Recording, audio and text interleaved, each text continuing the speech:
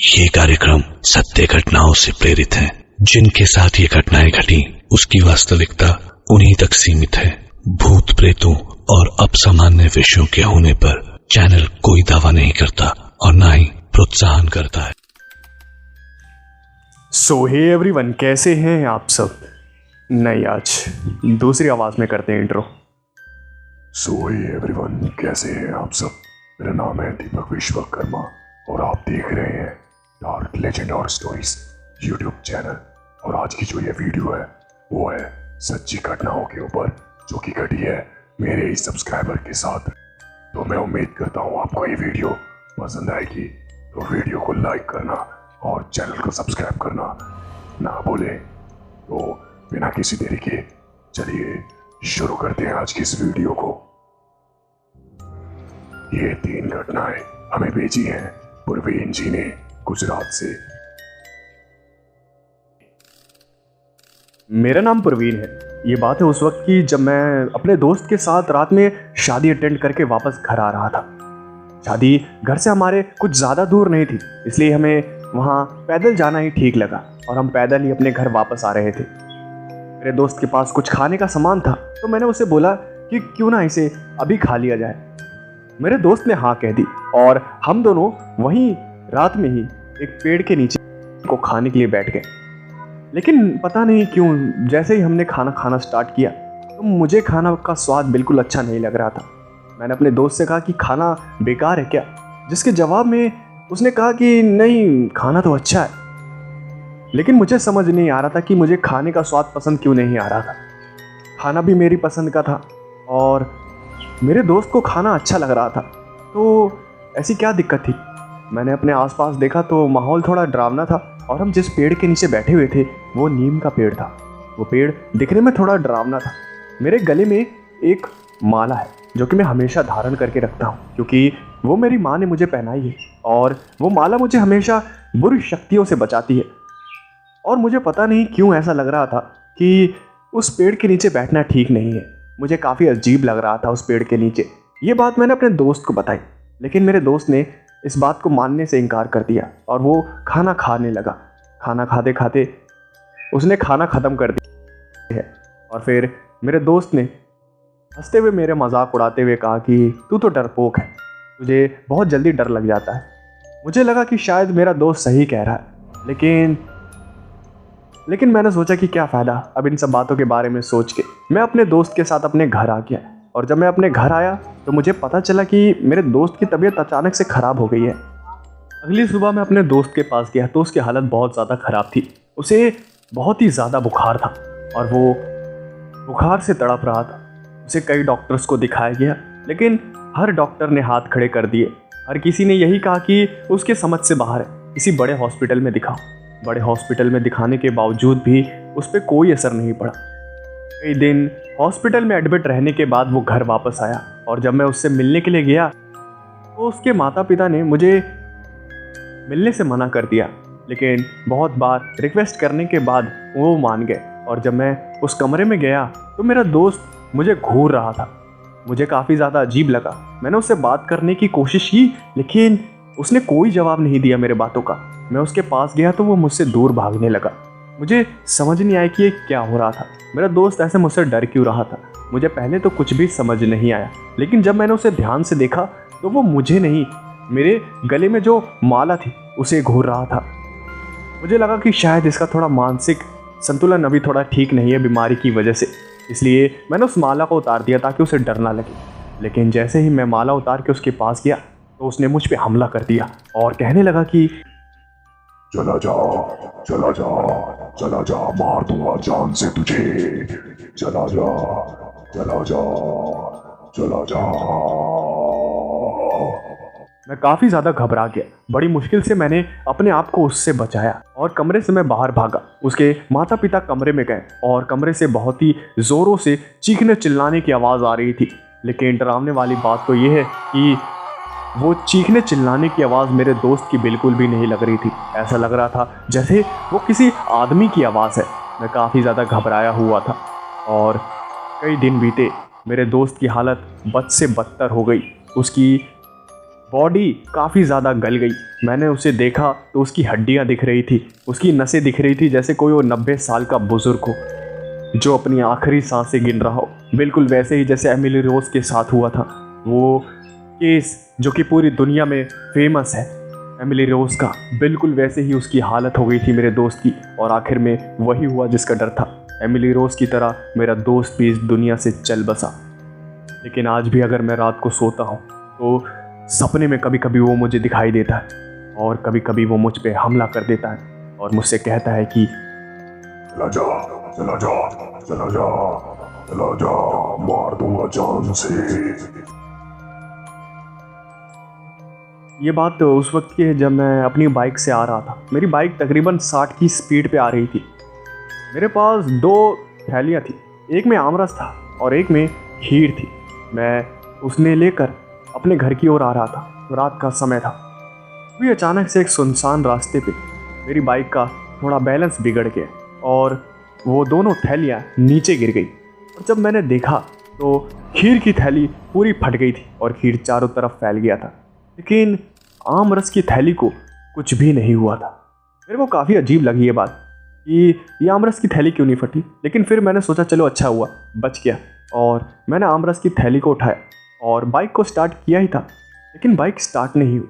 मैंने कई बार बाइक को स्टार्ट करने की कोशिश की, लेकिन हर कोशिश बेकार हो गई।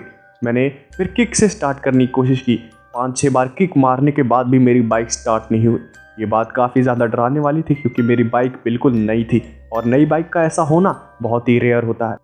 मैंने आम रस की थैली को एक साइड पे रख दिया और वापस एक बार किक मारी तो बाइक स्टार्ट हो गई। फिर मैंने भगवान का शुक्रिया अदा किया और आम रस की थैली को लेकर बाइक पे बैठा ही था, तभी अचानक से बाइक वापस बंद हो गई। ये बात देखकर मैं काफ़ी ज़्यादा घबरा गया और फिर मैंने किक मारना स्टार्ट किया, लेकिन बाइक चालू नहीं हुई।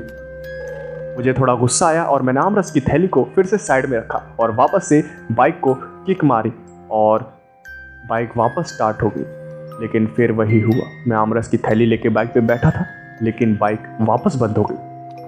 फिर मेरा ध्यान वहाँ पे लगे एक बोर्ड पे था जहाँ लिखा था कि रात के समय यहाँ रुकना खतरे से खाली नहीं है। इस रास्ते पे एक शमशान घाट है, कृपया करके रात के वक्त इस रास्ते पे ना रुकें। इस बोर्ड को पढ़ते ही मेरी हालत ख़राब हो गई और मैंने आम रस की थैली को वहीं छोड़कर अपनी बाइक को स्टार्ट किया और बाइक स्टार्ट हो गई।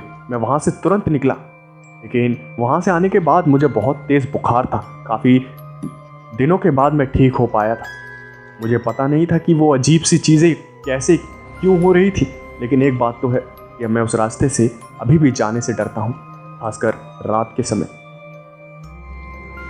ये बात है उस वक्त की जब मैं और मेरा दोस्त मेरे खेत में थे। मेरे खेत के पास एक तालाब था जो कि बदनाम था। लोग कहते थे कि वो तालाब श्रापित है। मैं और मेरा दोस्त वहीं पर थे। शाम का टाइम था। मैंने अपने कानों में ईयरफोन्स लगा रखे थे और अपने गाने को एंजॉय कर रहा था और बाकी अपने दोस्त के साथ भी मस्ती कर रहा था। मेरा दोस्त ट्रैक्टर चला रहा था। मैंने अपने दोस्त को ट्रैक्टर चलाने को दे दिया था और खुद एक कोने में बैठ के गाने सुन रहा था। अभी मैंने ध्यान दिया कि मेरा दोस्त अचानक से गिर गया। मैंने उसे देखा और जैसे ही मेरे दोस्त ने मेरी तरफ देखा, उसने मुझे भागने का इशारा किया और मैं समझ गया कि कुछ ना कुछ तो गड़बड़ है और बिना कुछ सोचे मैं उसके पीछे भागने लगा। और काफ़ी देर भागने के बाद मैं अपने घर पहुंचा। मेरे दोस्त की तबीयत खराब होने लगी और मुझे पता चला कि उसे बहुत तेज़ बुखार है। कम से कम 104 डिग्री बुखार था मेरे दोस्त को। और जब मैंने अपने दोस्त से पूछा कि तू वहाँ से भागा क्यों था, तो उसने मुझे बताया कि जब वो गिरा नहीं था, उसे किसी ने धक्का दिया था और वो जब गिरा था तो उसे चारों तरफ कुछ आवाज़ें सुनाई दे रही थी, किसी के हंसने की, किसी के चिल्लाने की, और वो आवाज़ें काफ़ी ज़्यादा डरावनी थी, जिसकी वजह से वो बिना कुछ कहे वहाँ से भाग गया और मुझे भी वहाँ से भागने का इशारा कर दिया। मुझे तो पहले कुछ समझ नहीं आया कि ये सब क्या था। मुझे लगा कि मेरे दोस्त का वहम था, लेकिन जिस हिसाब से उसे 7 दिन तक बुखार था, बिल्कुल नहीं लगता कि वो झूठ कह रहा था। वो मुझे आज भी बताता है कि रात के वक्त कभी कभी उसे वो हंसने की और वही सब आवाज़ें सुनाई देने लगती हैं, और जब वो ये सब बातें बताता है तो उसके चेहरे पे खौफ साफ साफ देखा जा सकता है। ये घटना हमें भेजी है झारखंड से सवदेश कुमार ने। मेरा नाम सवदेश कुमार है मैं झारखंड में रहता हूँ, झारखंड में हजारीबाग में। मेरे साथ हुआ था करीब 1 साल पहले। असल में मैं एक किसान परिवार से हूँ, तो अगस्त का महीना चल रहा था, धान की रोपाई का सीज़न था। हमारे खेत में पानी ना होने के कारण हम धान की रोपाई नहीं कर पा रहे थे, लेकिन एक रात बहुत तेज़ बारिश हुई। मैं उठा और मैंने अपने पापा से बोला कि मैं खेत में पानी उतार कर आता हूँ, जिससे खेत पूरी तरह भर जाए और हमें कोई दिक्कत ना हो।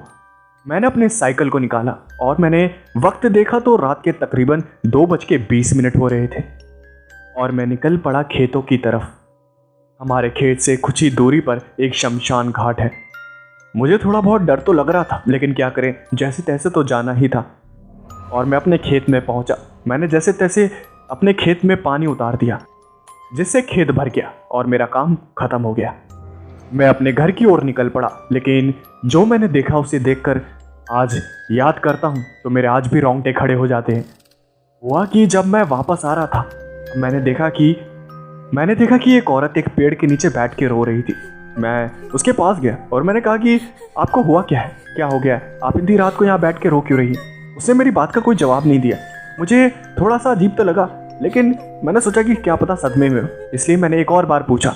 लेकिन जब उसने मेरी तरफ देखा, उसकी शक्ल पे जैसे शैतान सवार हो। उसकी शक्ल इतनी डरावनी थी कि पूछो मत। और जब मेरी नज़र उसके पैरों की तरफ गई तो मेरे पैरों के तले ज़मीन खिसक गई। मैंने देखा कि उसके पैर उल्टे थे। ये देखकर मैं वहीं पर गिर गया और अपनी साइकिल को छोड़ के तुरंत वहाँ से भागा। पागलों की तरह चीखता हुआ मैं वहाँ से भागा। मेरे कानों में एक अजीब सी हंसने की आवाज़ आ रही थी, लेकिन मैंने किसी चीज़ पे इतना ध्यान नहीं दिया और वहाँ से भागना ही ठीक समझा। भागते भागते मैंने देखा कि एक बूढ़े अंकल साइकिल पर जा रहे थे और वो भी अपने खेत में पानी उतारने के लिए जा रहे थे। मैंने उन अंकल से ये सारी बातें बताई तो उन अंकल ने मेरे साथ उस जगह पर जाने का फैसला किया। और जब वो मेरे साथ आए तो मैंने उन्हें दिखाया उस वहाँ पेड़ के नीचे, तो वहाँ कोई भी नहीं था। मैंने अपनी साइकिल को उठाया और अंकल ने मुझे थोड़ा हिम्मत दिया और मैं अपने घर वापस आ गया और अपने पापा को ये सारी बातें बताई। फिर मेरे पापा ने मुझे रात के वक्त वहाँ से गुजरने से मना कर दिया और आज भी मैं उस रात के बारे में सोचता हूँ तो मेरी रूह कांप जाती है। ये घटना हमें भेजी है गुजरात से पार्थ जी ने। मेरा नाम पार्थ है, मैं गुजरात से हूँ। ये बात है उस वक्त की जब मैं सिर्फ 16 साल का था। मैं हॉस्टल में रहकर पढ़ाई कर रहा था। मेरा हॉस्टल 2 स्टोरी बिल्डिंग था। फ्लोर तो सिर्फ 2 ही थे, लेकिन काफ़ी लंबा था। मेरा रूम सीढ़ियों के बिल्कुल पास में था। हॉस्टल सिटी के बाहर था। वो एक अंडर डेवलप एरिया में था। एक रात तकरीबन 2 बजे मैं बाथरूम जाने के लिए उठा, लेकिन पहले मैंने बालकनी में जाने का सोचा और बालकनी में गया तो रात के तकरीबन 2 बजे तक हॉस्टल में लड़के जागते ही हैं, लेकिन उस रात सब सो रहे थे। मैं देख रहा था, इधर उधर देख रहा था, तभी अचानक से मुझे सामने रोड से एक आवाज़ आई। रोड पूरा सुनसान था। रात के 2 बजे आकर कौन ही होता है वहाँ। पूरा सुनसान रोड पे मुझे एक आवाज़ सुनाई दी। मुझे चारों तरफ से एक आवाज़ आने लगी और वो आवाज़ धीरे धीरे बढ़ रही थी। पहले तो आवाज़ धीरे थी, लेकिन अब वो मेरे कानों में गूंज रही थी। मुझे इतना डर लग रहा था कि मुझे समझ ही नहीं आ रहा था। मैं सब कुछ छोड़ के अपने रूम में भाग गया, लेकिन घबराने वाली बात तो ये थी कि वो आवाज़ मेरी सीढ़ियों से भी आने लगी। ऐसा लग रहा था कि सीढ़ियों से कोई ऊपर चढ़कर आ रहा है और वो आवाज़ तेज़ होती जा रही थी। वो आवाज़ इतनी तेज़ हो रही थी कि मुझसे बर्दाश्त से बाहर हो रहा था। मुझे कुछ भी समझ नहीं आ रहा था। मैं सिर्फ ऊपर वाले का नाम ले रहा था और ऊपर वाले को याद करके अपनी सलामती की बस दुआ मांग रहा था। बहुत ही ज़्यादा घबरा गया था और मैं बेहोश हो गया। उस आवाज़ से मेरे सर में तकरीबन 2 दिन तक दर्द रहा, लेकिन आज भी कभी कभी वो आवाज़ मुझे सुनाई देने लगती है और जब वो आवाज़ मुझे सुनाई देती है तो मेरे शक्ल पे 12 बज जाते हैं और मैं काफ़ी ज़्यादा डर जाता हूँ।